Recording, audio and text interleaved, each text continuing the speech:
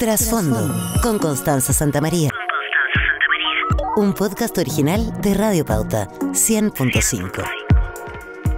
El que explica se complica. Eso dice uno de los tantos dichos populares que podríamos aplicar al caso Monsalve, que a medida que pasan los días y cada vez que hay una nueva vocería del gobierno, en vez de aclarar, las dudas solo aumentan. ¿Cuánto sabía la ministra Toá y el presidente Boric de lo que estaba pasando con el ex subsecretario Monsalve? ¿Qué fue exactamente lo que el director de la PDI le informó a la ministra del Interior ese día martes 15 de octubre? ¿Qué fue a hacer realmente el subsecretario ese día miércoles al Biobío usando auto fiscal y un avión de carabineros para su traslado? ¿Qué pasó con el informe de inteligencia que la PDI preparó para revisar las cámaras del hotel a solicitud del entonces subsecretario antes de que se presentara la denuncia? ¿Por qué el gobierno esperó 48 horas para pedirle la renuncia a Monsalve? Porque aunque nos quieran convencer de lo contrario, los hechos muestran que se le pide la renuncia cuando el diario La Segunda publica la denuncia en su contra.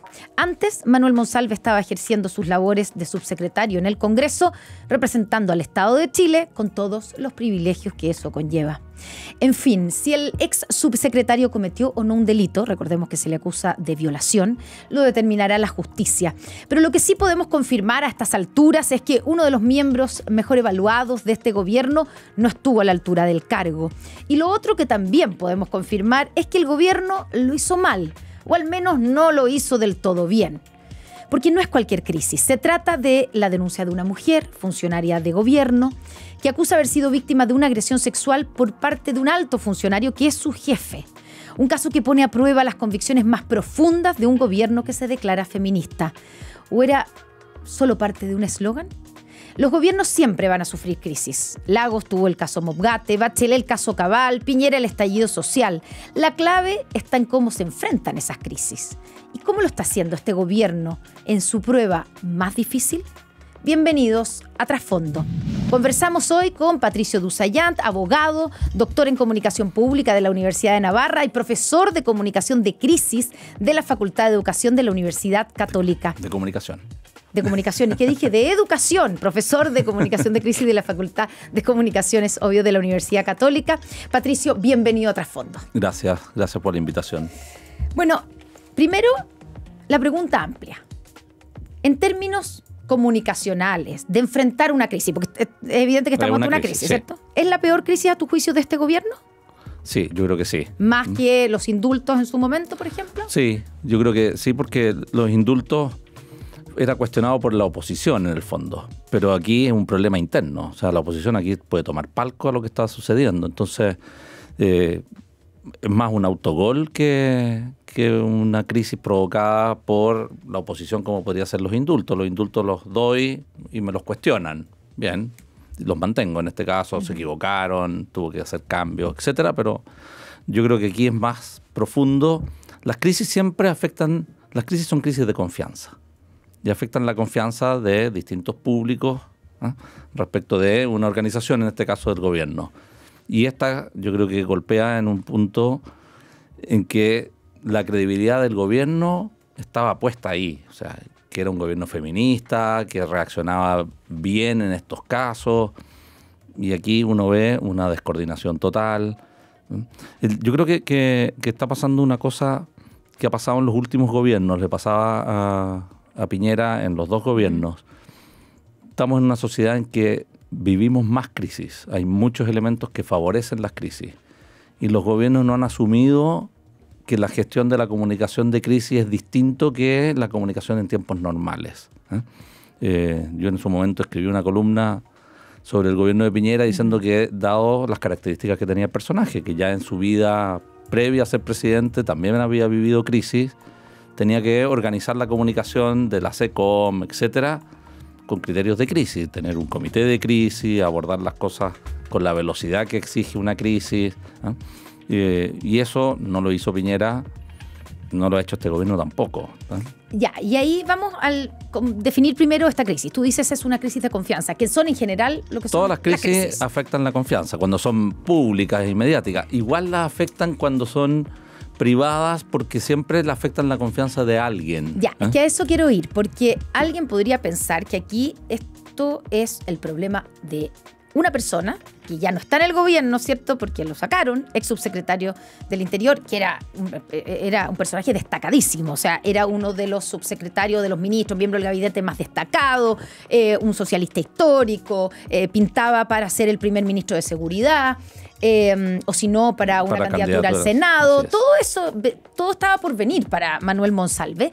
Pero alguien podría reducir y decir, bueno, aquí es el caso de una persona que se equivocó, cometió errores, eventualmente cometió delito, pero eso no tiene por qué arrasar o llevar consigo a todo el gobierno. ¿En qué momento la crisis de una persona, provocada por los errores o por presuntos delitos de una persona, pasa a ser la crisis de un gobierno? ¿Por qué? A ver. ¿Por mal manejo o porque...? Por mal manejo. Ya, porque, a ver, esto es lo mismo que le pasa a la iglesia, ¿no? Que tú podrías decir, ¿sabes qué? ¿Era una persona o eran...? Claro, lo que pasa es que la iglesia no era una. Bueno, pero da lo mismo, era un porcentaje bajísimo del total. ¿Eh? Y uno podría haber dicho, ¿por qué afecta la confianza en la iglesia finalmente? ¿Por qué uno dice, hay una crisis en la iglesia? Porque hubo casos puntuales, el número que quieras, pero no un porcentaje, no el 50%, sino que menos del 1%, ¿eh? Y se manejó mal. Lo mismo pasa con los empresarios, cuando dicen es que los empresarios, la gente no confía en... ¿Por qué? Porque hubo casos puntuales, sigue habiendo casos puntuales, y son más manejados. O sea, la respuesta a estos casos es la mala. Que es mala y es la que genera la crisis en que la gente amplia. Generalice. Diga, todos los empresarios son malos, todas las FP son malas, todas las ISAPRES son malas, la iglesia es mala. ¿Te fijas? Entonces, si tú hubieras sido un caso y el gobierno lo hubiera gestionado bien, o sea, el mismo martes que se entera, sale despedido de esa reunión, tú lo aislaste. Sacaste la manzana podrida del cajón, en el fondo, ya que partiste con un dicho popular. Sí. Pero aquí no. Aquí supiste, no lo denunciaste como funcionario público. Podemos discutir si el presidente es funcionario público o no, o si la ministra del Interior es o no funcionario público. O sí, como ya estaba, porque el argumento ante eso que ha dado sobre todo la ministra Toá es que ya estaba en curso una investigación porque se había hecho de la denuncia ante el Ministerio Público, por lo tanto ya no había delito que denunciar. Claro, pero suspéndelo, haz cualquier cosa, pero aíslalo. Pero aquí lo mantuviste adentro, siguió cumpliendo funciones, siguió usando medios del Estado, o sea, va el avión, está el auto, ahora la cautela de la garantía, nos enteramos que mandó a la PDI a hablar con la denunciante, o sea, la denunciante, yo pienso, la denunciante en su casa ve cómo el Estado entero se le viene encima y en vez de protegerla, hasta que no se sepa qué ocurrió efectivamente, porque hay presunción de inocencia, obviamente, pero mientras tanto el Estado no me está protegiendo, sino que el Estado me viene a investigar a mí, a cuestionar a mí.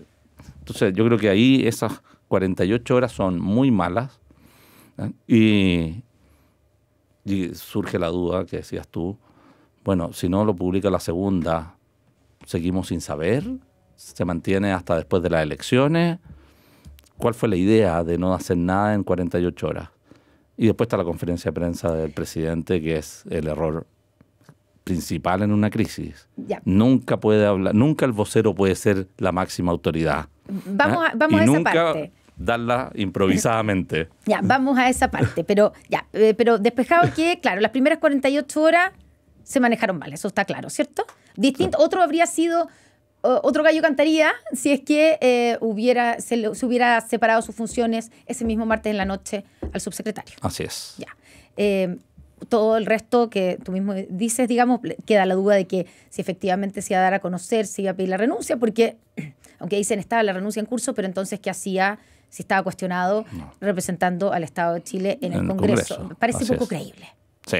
Ya, eso y si está la renuncia en curso, ¿por qué puedo usar un avión entonces? También.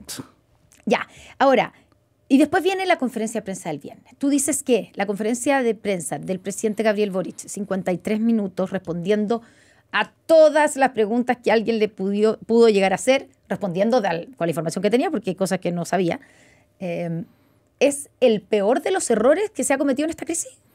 Yo creo que sí. O el más grave. ¿Por qué?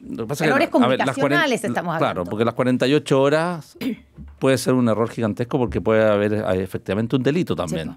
Si se considera que son funcionarios públicos que toman conocimiento de un delito y no lo denuncian, ahí hay un tema. Pero comunicacionalmente, nunca des una conferencia de prensa si no estás preparado para ella. Los gringos que lo miden todo y que sacan un ranking anual de crisis, cuántas crisis hubo, en qué rubros más, etcétera, explican que para una conferencia en momentos de crisis uno debería estar preparado para 100 preguntas. ¿Ya? Que uno dice, estás loco. Sí, son muchísimas 100 preguntas. Sí, pero es que si te sientas y tú no has contestado preguntas en el pasado, va a haber periodistas que te van a decir, bueno, ahora estás débil, estás aquí, te voy a preguntar. Hace un año usted no nos quiso contestar tal cosa. O sea, anda preparado para todo, porque van a aparecer muchas preguntas para ver si efectivamente cómo actuaste antes en otros casos. Entonces, prepárate para 100. Segundo, nunca la máxima autoridad. Alguien tiene que poder quitar del piso a esa persona, a ese vocero. O sea, si la hubiera dado Camila Vallejo. Sí. ¿Ella era la persona que debiera haber dado esa conferencia? Sí, yo creo que sí. No en Lampa, no en ese contexto, sino que en La Moneda y decir, a ver, esto es lo que está pasando. Pero claro, ella puede decir cosas que después la ministra de Interior o el presidente puede desdecir. Pero ¿quién puede desdecir al presidente? Nadie. Entonces... O sea, ella puede meter la pata también. Puede meter la pata. La vocera. Los voceros son fusibles. Aquí nosotros tenemos un problema gigantesco, que es que el vocero es ministro. Pero si uno mira la Casa Blanca, el vocero es el vocero, se equivocó el vocero y se cambia el vocero. Y el vocero sabe que son las reglas del juego. O sea, metiste la pata, te fuiste y entrará otro vocero. Aquí el problema es que se produce una crisis de gabinete, etcétera. Entonces, pero... lo que tenemos... Pero es el diseño que tenemos. El diseño que tenemos, yo lo cambiaría, pero... y a lo mejor el vocero debe ser el director de SECOM, siempre. Lo segundo es no tener todos los antecedentes cuando vas a dar... o sea, nadie puede saber de la crisis más que tú si la crisis es tuya. Y resulta que el presidente no sabía todo. Y yo creo que todavía se va enterando igual que todos nosotros. No sé si él sabía que Monsalve mandó a la PDI a hablar con la denunciante. No sé si supo a qué fue. Me imagino que sí, porque si el martes le dijo ándate mañana, pero fue a informarle a su señora o fue a informarle o fue a hablar con los padres de la víctima. Entonces, no tenía toda la información. Y lo otro es improvisar. O sea, está claro que improvisó ya empezar a leer los WhatsApp. Patético, o sea, eso es un amateurismo gigantesco. Ahora, Patricio, también hay quienes han señalado o tratado de, defendiendo lo que hizo el presidente, de decir, el presidente quiso dar una señal de transparencia, de que aquí, después de, digamos, la embarrada que estaba, quiero demostrar, primero, que él no tiene nada que ver con, digamos, con lo que está ocurriendo, que no sabía, etcétera, y tratar de ser lo más transparente posible. ¿Y qué mejor señal de transparencia que ponerse a disposición de los periodistas durante un tiempo, lo que dure, indefinido, sin límites, y digamos, y de manera casi improvisada, digámoslo, pero como diciendo... Que no se diga que no estoy disponible para contestar todo y tal vez decir, eso no lo sé y tal vez nos equivocamos. ¿Eso no tiene un valor? A ver, si ese era el objetivo, no se cumplió. ¿Por qué? Porque hoy día nadie está diciendo que bueno que fue transparente. Todos estamos discutiendo qué sabía, qué lo que no sabía, qué dijo, etcétera. ¿Qué pasó con la jefa de prensa? No, nadie está diciendo que es transparente el gobierno en esto. Al revés. Todos estamos preguntando qué pasó en esas 48 horas, qué pasó en la reunión de Armendáriz con Monsalve. No sirvió para aclarar nada, dices tú. O sea, si ese fue el objetivo no se cumplió. Entonces, uno tiene que fijarse objetivo en las crisis. Ya. Es decir, voy a hacer esto para lograr esto. Ya. Y después tiene que evaluar. Y en este caso, la evaluación es mala. Ya, y si hubiera sido ese el objetivo, que alguien puede pensar que es un buen objetivo, seamos Perfecto. lo más transparentes posible. Pero eso no... ¿Esa era la fórmula o qué hay que hacer para que la fórmula resulte? Me refiero a que, por ejemplo, uno puede ser transparente y estar abierto a todas las preguntas, pero tal vez hay que tener preparadas igual la respuesta, porque él partió leyendo. Él venía con un libreto. Y después como que se le olvidó. Y se le olvidó. Tanto así que recurre, como dices tú, a leer los WhatsApp entre él y Monsalve, que es algo completamente innecesario. Sí, yo creo que, nunca des una conferencia de prensa sin prepararla. Porque los periodistas vienen preparados. Entonces, y aquí no existe el talento natural. Esa gente dice, no, es que yo en el colegio animaba, entonces yo doy conferencia de prensa, yo me manejo en esto. No. En una crisis tienes que tener clarísimo lo que vas a decir. Sobre todo cuando hay tanto ruido en el ambiente, ¿te fijas? Por lo tanto, hoy día la comunicación de crisis tiene que ser lo más simple, lo más clara posible. O sea, 55 minutos es una locura. Es una locura. Nadie va a ver una conferencia de prensa de 55 minutos. Ahora estamos todos pegados. Todos somos quienes, los que nos interesa. Los que nos interesa. Pero los que corresponden a la cuenta Academ, no. No, claro. Ahora, por lo tanto, también otro error, primero es haberse expuesto. ¿Tú crees que hay algo ahí de, qué es? ¿Es amateurismo, como han dicho algunos, por parte del presidente? ¿Excesiva confianza? Yo creo. En su naturalidad, en su carisma, en su capacidad de discursiar, porque esa capacidad sí la tiene. Sí. Es uno de sus fuertes. Pero no, yo creo que viene de una formación de asamblea y de discursar en la asamblea, etcétera. Ese es un talento. No es lo mismo enfrentar periodistas en una conferencia de prensa. En la asamblea es mucho más fácil, el discurso tiene un objetivo distinto, que es emocional, etcétera. Pero aquí estamos en una discusión racional, o sea, van a venir preguntas que vienen preparadas y lo segundo, que tampoco tenía experiencia en conferencia de prensa, porque en general las conferencias de prensa eran pocas, muchas veces en temas que la gente dice, ¿por qué el presidente no ha dicho nada? El presidente no pasaba semanas de repente sin hablar. Pocas preguntas,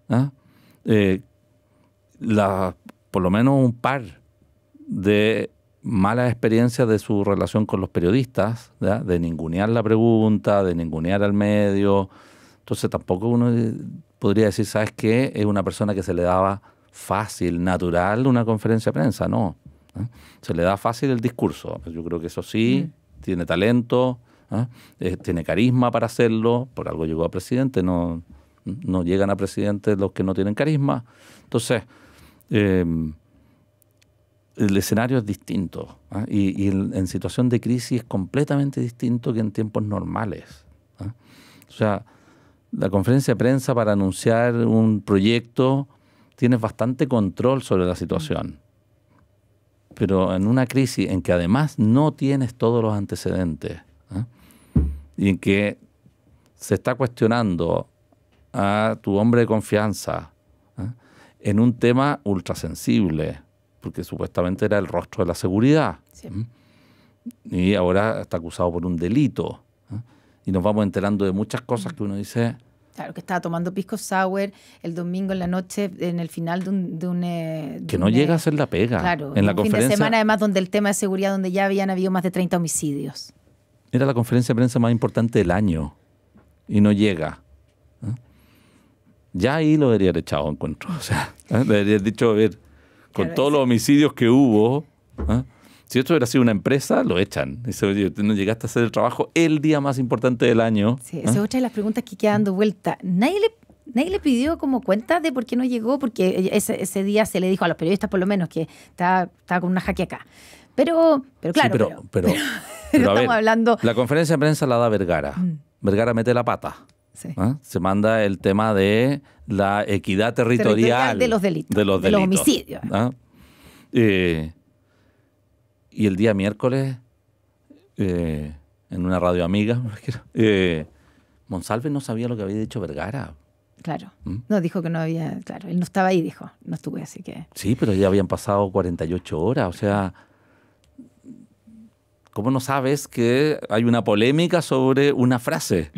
Estás escuchando un podcast original de Radio Pauta, 100.5. Ya, ahí, en fondo, esto demuestra que estuvo todo mal desde el 22 de septiembre, digamos. De ahí en adelante, por lo menos. Puede ser desde el beso de Costanera Center, ya, no sé. Exactamente. Desde el 1 de septiembre, según el relato de la denunciante, de la denuncia. Pero volvamos según el relato y según el ascenso de cargo, o sea, el traslado, el aumento de remuneración al día siguiente del beso. O sea, sí, por eso. Ahí ya hay trazabilidad en el fondo, porque además son hechos públicos que están en las páginas web, o sea... Exactamente. Ya, pero volvamos a los últimos días, porque la crisis ya explota la crisis. ¿Tú crees que con la conferencia que da el presidente, tú crees que, o sea, si tú hubieras sido su asesor, le dices que no salga a decir nada y que salga a contestar preguntas Camila Vallejo, que es la vocera? Sí. Ya. Porque uno podría decir, bueno, pero entonces se esconde el presidente, ¿cómo está escondido? Como si estuviera escondiendo algo. En cambio, lo que dice él es precisamente, aquí estoy, disponible para todo. A ver. Muestra de transparencia total. Si estuviéramos acostumbrados a que cuando Camila Vallejo habla, está hablando el gobierno y está hablando el presidente, no hay ningún problema. Habla ella y nosotros sabemos que está el presidente detrás. Lo que pasa es que no siempre ha sido así, entonces hay un problema de diseño previo. Aquí lo que llama la atención es creer que no van a haber crisis. Entonces no estoy preparado. Porque uno dice, a ver, cualquier organización que sabe que va a tener una crisis, no sé, una línea aérea o una farmacéutica, las que tienen más crisis normalmente, están preparados, tienen unos protocolos y ¿quién es el comité de crisis? Hoy día se deja todo por escrito, se van dejando a qué horas dijimos, a qué horas tomamos las decisiones, etcétera. Siempre les digo en clase a los alumnos, además cuando vas a dar una conferencia de prensa, los periodistas no te preguntan lo que usted me va a decir, sino que te preguntan qué está haciendo, o sea, qué hizo, qué está haciendo y qué va a hacer. Entonces, por lo tanto, hay un plan de acción. Y eso es lo que tengo que ir a responder a la conferencia de prensa. Es decir, ¿sabes qué? Tomamos estas medidas, tal día, hicimos... Y aquí nada, porque habían 48 horas muy extrañas, en que el presidente tampoco las explicó. Tampoco pudo decir, ¿sabes qué? Supe tal día, le dije que fuera para tal cosa... Nada de eso.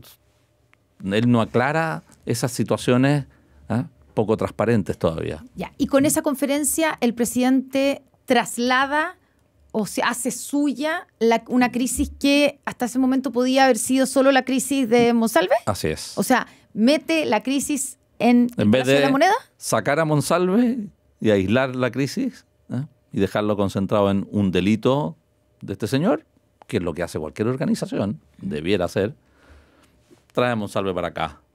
Y no lo justifica, pero en el fondo lo mete adentro del gobierno, con un gobierno que lo blinda en cierta forma.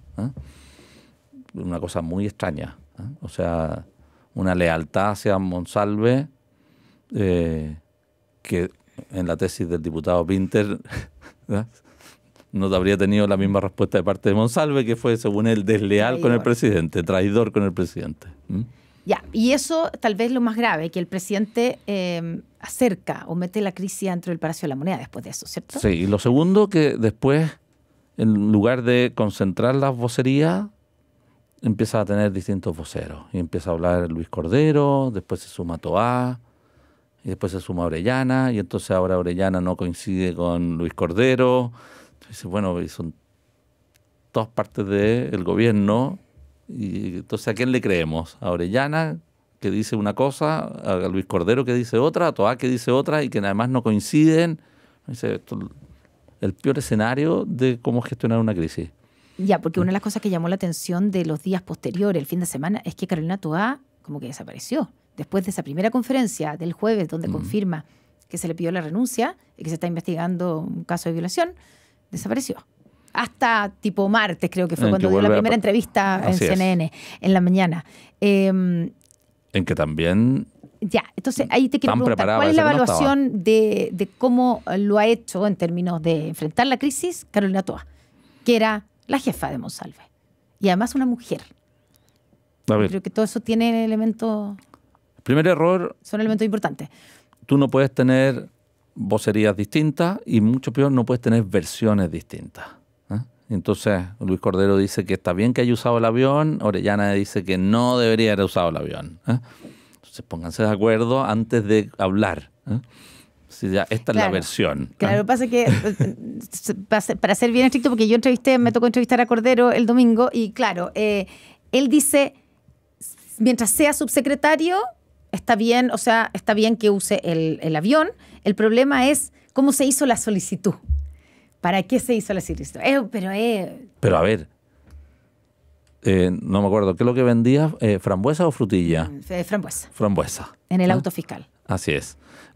Iba a dejar los niños al colegio en el auto fiscal. Y se cortaba la cabeza, o sea...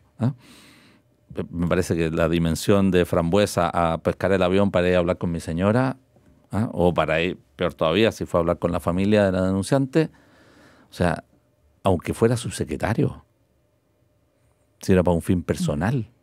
O sea, pasar de dejar los niños al colegio me parece, pero una falta, pero nimia al lado de tomar un avión para ir a una gestión personal. O sea, aunque hubiera sido subsecretario, era subsecretario. Sí. Entonces, tampoco me parece que los bienes públicos los puedan usar, y eso en el país había quedado claro ya con la Frambuesa y con los colegios.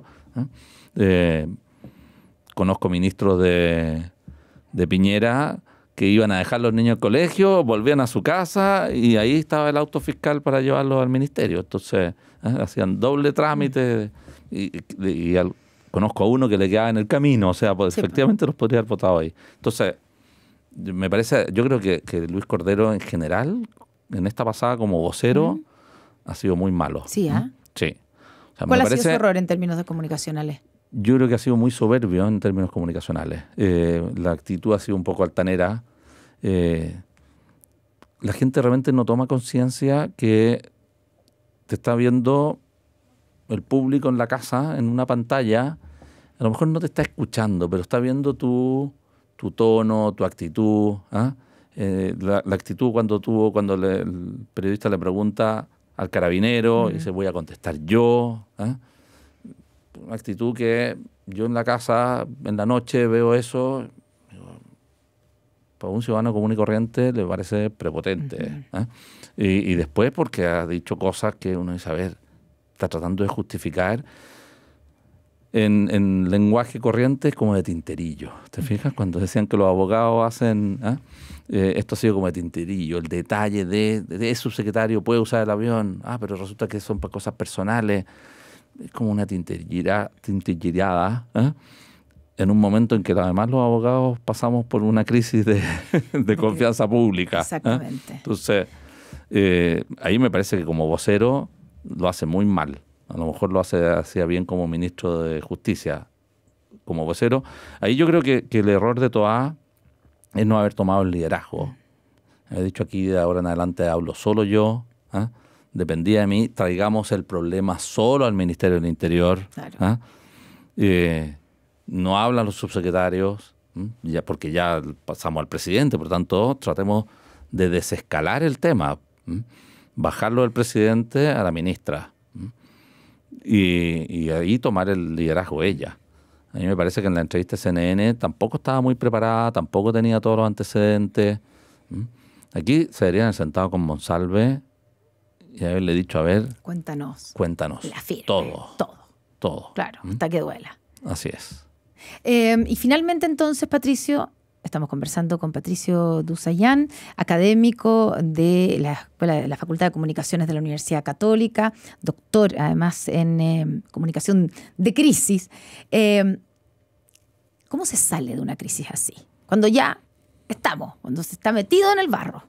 Ya pasó los 53 minutos de la conferencia del presidente Boric, ya sabemos, o vamos sabiendo cada vez más cosas y por lo tanto hay cada vez más dudas.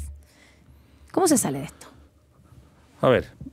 Si tú tuvieras que diseñar una estrategia. Como las crisis son crisis de confianza, tienes que hacer un plan de acción de cómo recupero la confianza de la ciudadanía en este caso. Y eso es haciendo cosas. No, el puro discurso no es suficiente para que la gente vuelva a confiar en ti. Por lo tanto, la gente tiene que ver acciones. O sea, yo creo que va a tener que hacer un cambio de gabinete sí o sí. O sea, alguien tiene que aparecer pagando el costo de esto. ¿Debiera ser Carolina Toá la que pague el costo? No sé en dónde, pero no puede ser el director de la SECOM. O sea, porque entonces la gente dice, cortaron el hilo por lo más delgado. Y el presidente tampoco. No. Por lo tanto, hay que cortar de ahí para abajo, él verá dónde es la poda, pero tienes que dar una señal de aquí hubo errores y necesito que recuperes la confianza en mí. Por lo tanto, el primer acto de alguien paga el costo. Yo creo que el problema del gobierno es que está la elección. O sea, si esto hubiera sido en otro momento, ya habríamos tenido cambio de gabinete, etcétera. Pero, claro, está la elección de por medio y el cambio de gabinete, no sé, pues, jurando el viernes un nuevo gabinete, una imagen pésima previo a una elección importante como la que tenemos. Entonces, pero debiera ocurrir después de las elecciones. Iba a ocurrir igual. Sí. Ahora es que no pretender hacerla aparecer como es un cambio porque, no sé, perdimos la elección municipal. O tienen que salir algunos los que quieren ser candidatos al Parlamento el próximo año. Claro, ahí tenemos todavía 15 días, pero tienes que hacerla aparecer como el costo de esto. Como una respuesta a la crisis. Así es. Yo creo que es el primer acto que tienes que hacer y después vas a tener que hacer el presidente otras conferencias de prensa sobre otros temas que efectivamente demuestre que la gente puede creer en él.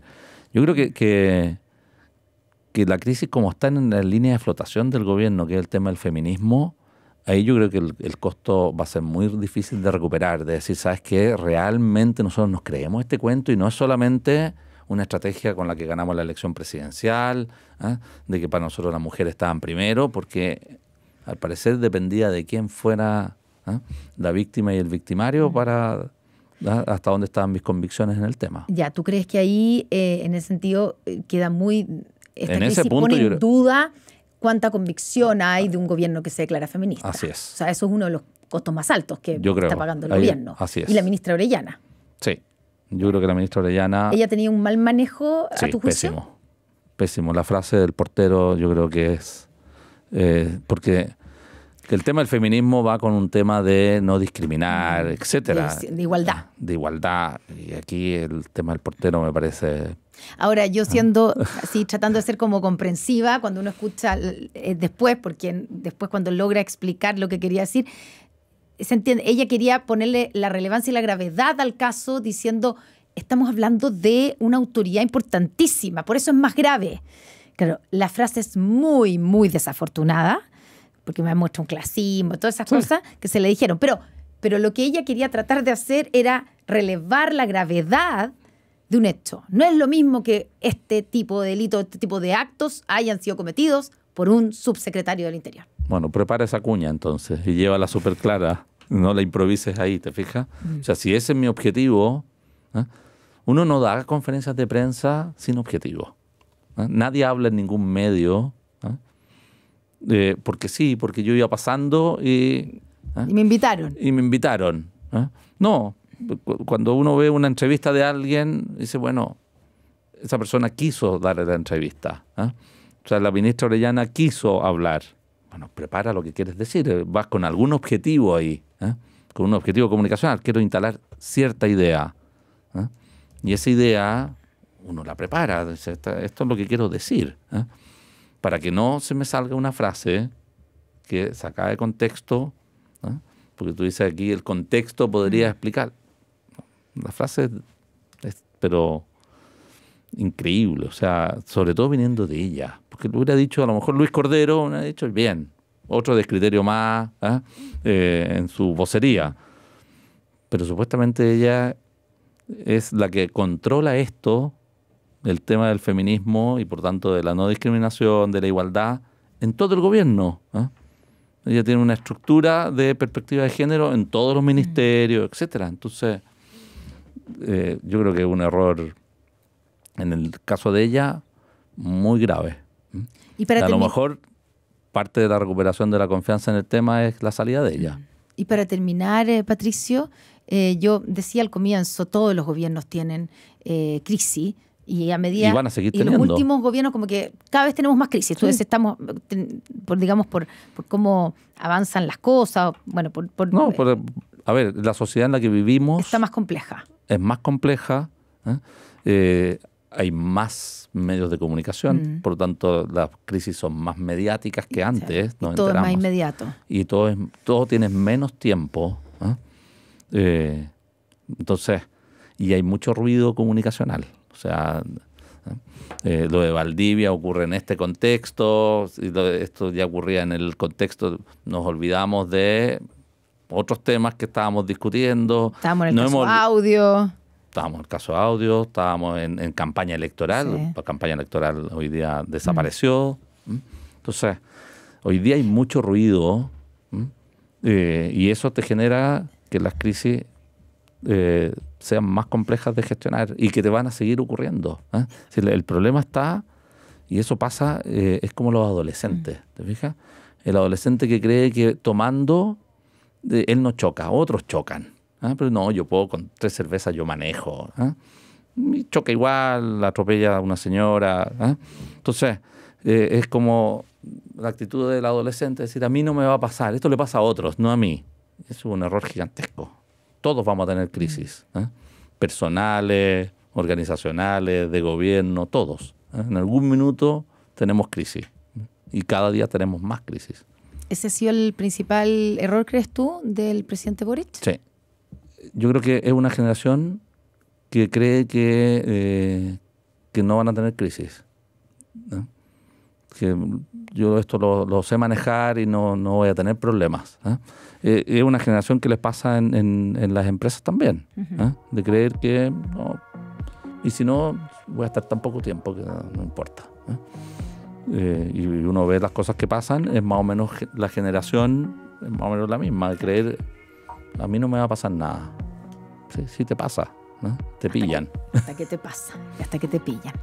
Patricio Dusayant, abogado, doctor en Comunicación Pública de la Universidad de Navarra, profesor de Comunicación de Crisis de la Facultad de Comunicaciones de la Universidad Católica. Muchas gracias por estar con nosotros aquí en este capítulo de Trasfondo. Gracias a ti. Y muchas gracias a ustedes por acompañarnos. Pueden revisar todos los capítulos anteriores de Trasfondo en pauta.cl/Spotify. /podcast y también en Spotify y todos los domingos a las 9 de la mañana por la 100.5. Nos vemos en un nuevo capítulo de Trasfondo. Trasfondo con Constanza Santamaría. Un podcast original de Radio Pauta 100.5.